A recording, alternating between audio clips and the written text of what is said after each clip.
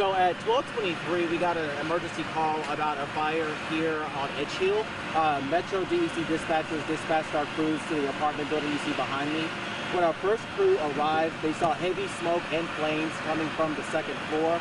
Luckily, everyone inside the home was able to get out before our crews got here. However, we have transported one person to the area hospital with some minor burns. Other than that, there are no injuries to the public or our personnel at this time. We do have our Nashville Fire investigators who will be on the scene to determine the origin and the cause of this fire.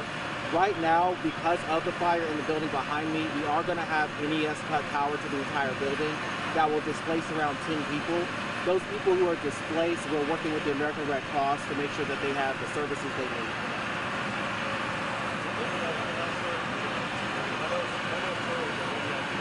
Well, once again, our fire marshal's office has been alerted, and we'll have fire investigators on the scene.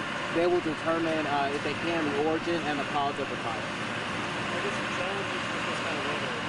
Well, obviously, the weather is a challenge, as you can, have y'all been reporting. The road conditions are not the best, so that does create a challenge. Not to mention also the exposure to our personnel. So because of that, we do make some changes when our personnel respond, like trading them in and out more frequently. But then also, as you can see, we have some slick surfaces, and when you add water to that to fight the fire, that can also cause some other slick surfaces. So we work very closely not only with Metro PD, but also when we need to Public Works to help us keep the roads clear around these incidents.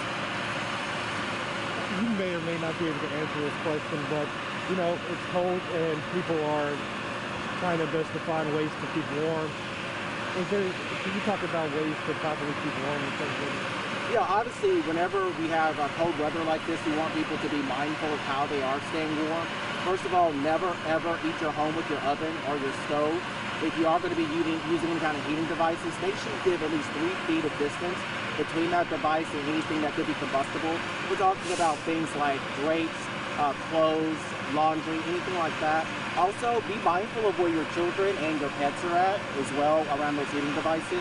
Also, this is also a good time to make sure you have a escape plan for your home and you've practiced it, as well as having working smoke alarms and carbon monoxide detectors. We know that there are some people who are without power, so if you are going to be using generators, please make sure that you're taking the proper precautions. Never run your generator inside, and make sure once again you have working carbon monoxide detectors.